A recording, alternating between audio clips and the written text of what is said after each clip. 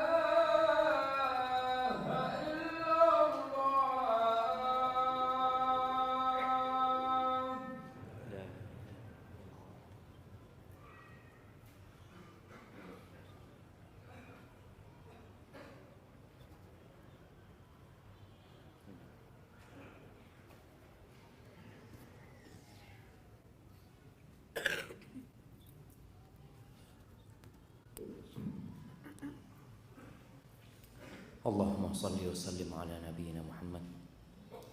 Nah, perbanyak istighfar. Nabi Nuh mengatakan kepada kaumnya, kalian istighfar, minta ampun sama Allah, bertobat kepada Allah. Kita punya banyak dosa. Allah itu Maha Pengampun. Allah akan kirimkan air hujan yang deras yang bermanfaat buat kalian. Ada air hujan yang menyebabkan banjir. Rizki itu hilang. Banjir di mana kemarin di Pakistan kalau nggak salah jamaah ya. Untuk dapat melihat bagaimana rumah-rumah, hotel-hotel, mobil-mobil, sawah-sawah habis. Tapi kalau kita rajin istighfar, Allah kirim hujan yang bermanfaat. Kemudian Allah akan kasih harta. Jadi orang yang bertobat kepada Allah, mohon ampun sama Allah, wa yumditkum bi amwal wa jannat, dikasih taman-taman, kebun-kebun, villa-villa. Wa yaj'al lakum anhar, Allah bikinkan buat kalian sungai-sungai. Allahu akbar jemaah. Istighfar. Duduk, sekali duduk istighfar 100 kali. Itu dilakukan oleh Nabi alaihi salatu wassalam. Kemudian yang kedua, bertakwa kepada Allah. Laksanakan perintah Allah, jauhi larangannya. Kita itu kalau melaksanakan perintah kadangkala mudah, tapi menjauhi larangan sulit. Padahal yang namanya takwa itu menjalankan perintah, menjauhi larangan. Sebagian kita yang udah hijrah, udah belajar, merasa dia udah bertakwa. Padahal kata Nabi SAW, ittaqil maharim takun a'badan nas. Kau mau jadi orang bertakwa, jauhi yang haram-haram, engkau jadi orang yang paling ahli ibadah. Sebagian kita berpikir ahli ibadah itu yang selalu baca Quran, yang selalu di shaf pertama. Oke, itu termasuk orang ahli ibadah. Tapi yang paling ahli ibadah adalah orang yang meninggalkan yang haram-haram dan melaksanakan perintah Allah Azza wa Jalla. Dan tadi kita udah bacakan ayatnya di surat At-Talaq ya. Surat At-Talaq ini biasanya orang kalau mau bercerai itu bingung masalah masa depannya. Gimana nanti anak-anak. Ada seorang perempuan, dia sudah diceraikan 3 kali sama suaminya, kemudian suaminya balik lagi, si istri tetap mau karena urusan fulus, padahal udah nggak boleh. Wa man yattaqillah yaj'al lahu makhrajan wa yarzuqhu min haitsu la yahtasib. Barang siapa yang bertakwa kepada Allah, Allah akan kasih solusi. Dan Allah akan kasih rizki dari arah yang tidak disangka-sangka. Karena sebagian kita itu sudah kadung seperti nyusu jemaah. Yang nyusu di perusahaan, yang nyusu di kantornya, dia berpikir ya sudah dari sini, anak kalau keluar dari sini nggak bisa hidup, nggak bisa makan. Seorang perempuan berpikir anak cuma ibu rumah tangga Ustaz. Kalau anak diceraikan, bagaimana hidup anak? Kemana Allah yang selama ini memberikan rezeki kepadamu? Engkau dulu belum bisa apa-apa di perut ibundamu, Allah kasih rezeki. Engkau belum bisa berjalan, belum bisa ngomong, belum bisa bergerak, Allah kasih rezeki. Kok sekarang sudah besar, sudah bisa berusaha, bingung. Kadangkala tadi imannya lemah. Bertakwa kepada Allah, jangan bergantung sama suami. Ketika suami menceraikan, ya kalau memang kau masih cinta, katakan innalillahi wa inna ilaihi rajiun. Ada suami yang diceraikan, ada istri yang diceraikan suaminya, alhamdulillah, anak kepingin pisah mulai bien. Ada jemaah. Tapi ada istri yang beranggapan itu musibah, dia cerai sama suami. Maka dia katakan innalillahi wa inna ilaihi rajiun. Kita ingat sama Allah, yang kasih rezeki Allah bukan suaminya. Yang kasih rezeki Allah bukan tempat kerjanya. Ketika antum di PHK, dikurangin gajinya, antum tenang. Kenapa? Innallaha huwar razzaq. Yang kasih rezeki Allah bukan tempat ini. Bertakwa kepada Allah. Yang ketiga, bertawakal. Tawakal yang sebenarnya, tawakal itu artinya percaya dan menyerahkan. Menggantungkan serta menyandarkan kepada yang kita percaya.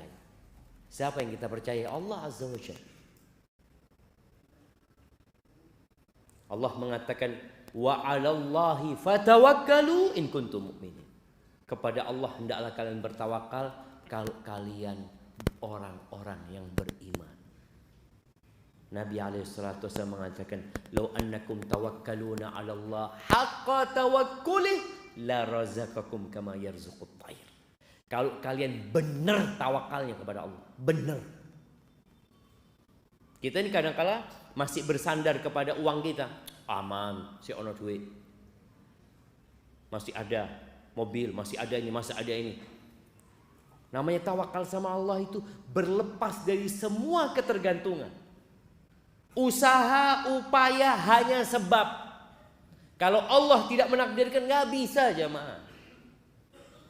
Kita lihat kalau Allah ingin menghabiskan harta manusia, Allah bakar rumahnya. Berapa banyak kita melihat satu kampung terbakar jemaah. Itu cuma sebab. Maka hendaklah kita berserah diri sama Allah Azza wa Jalla. Kalau kalian benar tawakalnya sama Allah, Allah akan kasih rezeki kepada kalian seperti Allah memberikan rezeki kepada burung. Pernah lihat burung punya ATM atau punya kulkas? Ini burung berangkat ke toko sap beli kulkas barusan lihat, ada jemaah. Dan jumlah burung itu lebih banyak daripada jumlah manusia. Kadangkala orang mau menghalangi burung dari rezekinya. Untuk melihat di sawah, mana umprit itu jemaah, sama orang diusir lagi. Yang tukang ngusir tidur jemaah, burungnya makan. Allah akan kasih rezeki seperti Allah memberikan rezeki kepada burung. Burung itu berangkat dari rumahnya di pagi hari wis rame burung itu jemaah. Makanya kalau antum mau bertawakal seperti burung, pagi hari udah bangun, udah baca doa, Allahumma inni as'aluka ilman nafi'an wa rizqan thayyiban wa amalan mutaqabbala. Habis gitu bismikallahumma mutu ahya. Ya enggak, habis gitu bangun kerja. Ada orang habis baca doa itu tahu-tahu bismikallahumma amutu ahya. Ya gimana Ustaz, ana di PHK Ustaz. Lu bangun antum, cari usaha seperti burung, keluar pokoknya keluar. Bagaimana Nabi alaihi salatu wasallam mendidik umatnya untuk berangkat ke hutan. Cari kayu engkau, berangkat sana. Makanya kalau antum lihat ada orang-orang yang nyari botol-botol, itu kayak burung. Dia nggak tahu dapat apa nggak botol hari ini. Ya Allahu a'lam. Dia datang, dia buka tempat sampah. Oh, dah Allah. Dia buka lagi. Dah Allah. Allah akan kasih rezeki seperti Allah memberikan rezeki kepada burung. Yang pagi hari dia nggak tahu mau makan apa, nggak tahu burung. Yang penting berangkat. Tapi pulang kenyang burung itu jam. Kalau masih punya rezeki burung itu kenyang. Tapi kita lihat ada anak-anak burung yang sudah rezekinya habis. Tahu-tahu mati di mana? Di rumahnya. Bapak ibunya ditangkap. Ya sudah, ini kehidupan. Tapi engkau bertawakal seperti burung. Bukan berarti nggak boleh nyimpen uang, boleh nyimpen uang, nggak ada masalah. Tapi hatinya tidak bergantung kepada simpananmu, tapi bergantung sama Allah Azza wa Jalla. Kemudian yang keempat, fokus ibadah. Niatkan ibadah. Antum bekerja pun niatkan ibadah, usaha niatkan ibadah. Orang yang fokus ibadah jamaah, semua diniatkan untuk mengabdi kepada Allah, Allah akan mudahkan rezeki. Dan antum lihat. Kemudian yang kelima, berangkat haji dan umroh. Loh Ustaz, ana ini tersendat-sendat berangkat haji atau umroh. Yang punya rezeki berangkat haji. Ini kan wajib haji. Berangkat engkau haji. Jangan takut uangmu habis karena haji. Karena sebagian orang sekarang ini kalau mau haji bayar berapa jemaah? Kalau yang reguler itu 40 juta. Kalau yang plus ya ada yang 12.000 ya. 12.000 US dollar ya. Kalau yang furoda yang tahun ini bayar langsung berangkat bisa sampai 20.000 US dollar. Wah, kayak Ustaz 300 juta. Oleh lah Avanza. Kadang-kala orang itu berpikir, betul itu uang itu seakan-akan habis jemaah. Dia setorin, hilang uang itu, nggak akan kembali. Oh itu pembuka rezeki, jangan takut. Setelah haji punya rezeki berangkat umroh lagi. Kata Nabi SAW, tabi'u bainal haji wal umroh. Ikuti haji dengan umroh, umroh dengan haji. Fa innahuma yanfiyanil kufra wal faqra kama yanfil kir khabar hadis. Sesungguhnya dua amalan ini bisa menghapuskan kefakiran dan kekufuran. Dulu pernah ada yang beranggapan orang yang haji berulang kali itu ya haji apa? Haji setan atau apa? Pernah ada ungkapan seperti itu. Enggak benar. Berangkat haji lagi. Tapi tolong hajinya yang mabrur. Haji mabrur itu di antara tandanya dia itu ketika pulang suka berbagi kepada orang lain, suka menyebarkan salam, it'amut ta'am wa ifsya'us salam kata Nabi SAW. Tapi kalau orang berangkat umroh, berangkat haji, tetangganya kelaparan, oh ini nggak benar ini. Haji yang benar itu menghapuskan kefakiran dan kekufuran. Ana masih ingat jemaah orang Madiun apa orang Kediri ya, ketika ana wawancarai Ana tanya sama dia waktu itu, ana jadi jadi reporter radio di Medina itu. Ana tanya, Bapak udah berapa kali haji Bapak? Alhamdulillah Pak Ustadz 3 kali. Kalau antum lihat wajahnya, lihat pakaiannya, ya Allah, nggak pantas gitu loh jemaah. Kalau dikatakan dia orang kaya, dia ngomong Alhamdulillah sudah 3 kali Ustadz. Saya tanya, semuanya plus Bapak? Iya plus Ustadz. Ya apa ceritanya kok tertarik untuk haji lagi? Dia ngomong, ketika ana haji pertama sama istri, ana ngomong sama istri, nanti kalau kita punya rezeki, kita bangun masjid aja ya, kata dia. Oh iya Mas, insya Allah. Pulang Ustadz, haji itu Alhamdulillah usaha kita sukses, kita punya rezeki, kita bisa bangun masjid Ustadz. Habis itu dikasih rezeki lagi sama Allah Azza wa Jalla. Akhirnya kita daftar haji lagi. Pas haji kedua, ana ngobrol sama istri, nanti kalau punya rezeki mau apa kita? Insya Allah kita ngaspal jalan di kampung yuk, supaya orang-orang enak jalannya. Pulang haji kedua Ustadz, Masya Allah dikasih rezeki lagi sama Allah Ustadz. Kita aspal jalan di kampung, Allah tambahin rezeki kita, daftar lagi. Yang ketiga kali. Itu kalau antum yakin. Tapi ada orang yang perhitungan, Ustadz ini kalau buat modal usaha, diputer, piara sapi ini mati kabeh. Kadang-kadang orang berpikir itu dia ingin uangnya bagaimana bertambah. Berangkat haji itu, berangkat. Itu termasuk pintu rizki, kata siapa? Kata Nabi alaihi salatu wassalam.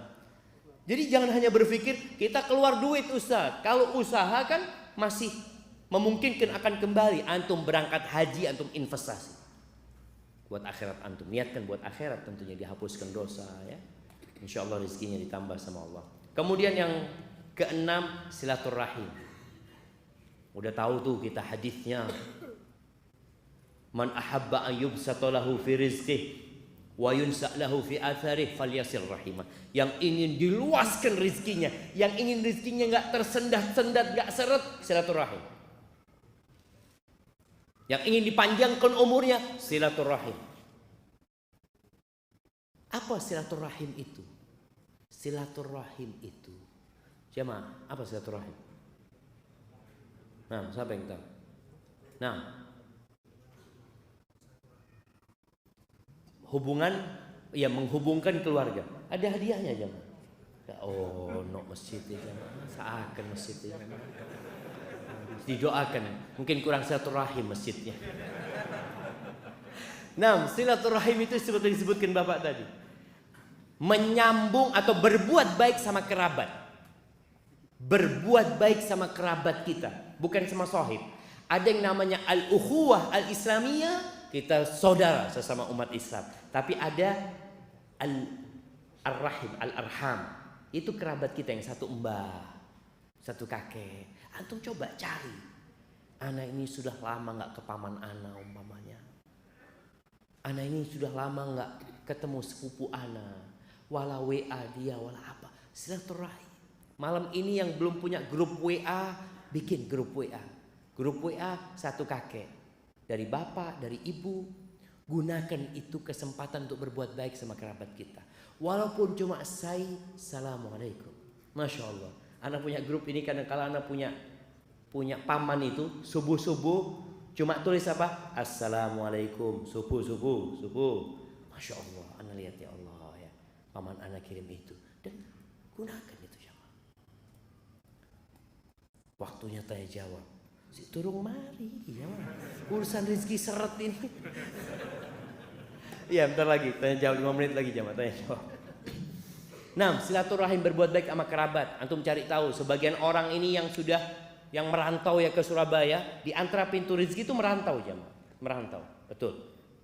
Yang merantau ke sini jangan lupa sama yang di kampung. Ustaz, bapak anak ibu anak sudah habis, sudah meninggal dunia Ustaz. Ya sudah, antum berangkat ke kampung, nyambangi paman-paman, keponakan-keponakan, sepupu-sepupu, sambangi mereka, ketemu sama mereka, lihat kondisi mereka. Oh, yang ini butuh bantuan, yang ini kayaknya perlu biaya sekolah. Itu penting jamaah, membuka pintu rezeki dan menambah waktu kita. Kebanyakan orang di kota besar itu nggak silaturahim, apa penyebabnya? Nggak punya waktu. Nggak punya waktu Ustaz, sibuk Anda bekerja. Antum kepingin punya tambahan waktu, silaturahim, ditambah waktu. Dan alhamdulillah kalau bicara berbagi sekarang bisa kirim, telepon aja bisa langsung dikirim jamaah. Sekarang antum dari sini tinggal pesan dikirim, masya Allah, ada kemudahan. Maka silaturahim, nggak harus berkunjung ya, bukan bertamu. Kalau kita bisa bertamu, tapi kalau nggak bisa paling nggak kita kirim hadiah buat mereka, ucapan salam kepada mereka. Kemudian yang ketujuh, berinfak. Bersedekah itu juga membuka pintu rizki, karena tiap pagi ada malaikat yang berdoa, Allahumma a'ti munfiqan khalafat. Ya Allah, berikan kepada orang yang suka berinfak itu ganti, dan berikan kepada orang yang pelit itu kebinasaan.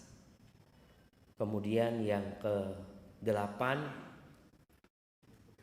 menanggung atau berinfak buat para penuntut ilmu agama.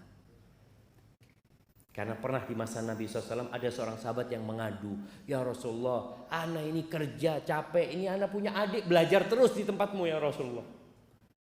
Apa kata Nabi SAW? La'allaka turzaqu bihi, boleh jadi engkau dapat rezeki gara-gara adikmu. Jadi ada kakak kadangkala ya, dia rela capek demi adik-adiknya sekolah, gak ada masalah. Insya Allah itu akan membuka rezeki buat antum. Antum cari anak-anak yang gak mampu sekolah, antum tanggung, khususnya yang belajar ilmu agama jamaah ya. Insya Allah Allah mudahkan rezeki antum. Kemudian yang ke berapa? 9 jamaah, berbuat baik kepada orang-orang yang lemah. Kata Nabi SAW, hal tunsaruna wa turzaquna illa bidu'afaikum. Apakah kalian dikasih rizki, dikasih pertolongan sama Allah, melainkan gara-gara orang-orang yang lemah di antara kalian. Jadi orang kaya nih jamaah, sebenarnya kalau nggak ada orang lemah nggak jadi orang kaya. Antum bisa bayangin ya, orang lemah, saya nggak mau jual beras sama orang kaya. Bapak, yowis nandur dewi. Bayangkan orang kaya, kalau dia harus nanam sendiri. Yang piara ayam nggak akan berikan kepada orang kaya. Antum lihat yang piara ayam siapa? Orang-orang miskin jamaah. Yang kerja bersih-bersih sampah siapa? Orang-orang miskin. Negeri ini bisa bersih karena banyak orang miskin. Kita masih bisa terus menanam, bisa makan juga karena banyak orang-orang miskin. Maka berbuat baiklah kepada mereka. Kalian dikasih rezeki gara-gara mereka. Kemudian yang terakhir, berhijrah. Yang punya kesulitan di kampungnya, di tempatnya, silahkan dia pindah ke tempat lain yang lebih baik ya, untuk menuntut ilmu yang agamanya lebih baik. Jangan takut antum berpikir nanti ana makan apa di sana. Kalau niat antum benar, Allah akan mudahkan rezeki buat kalian. Yang penting niatnya lillahi ta'ala. Barakallahu fiik.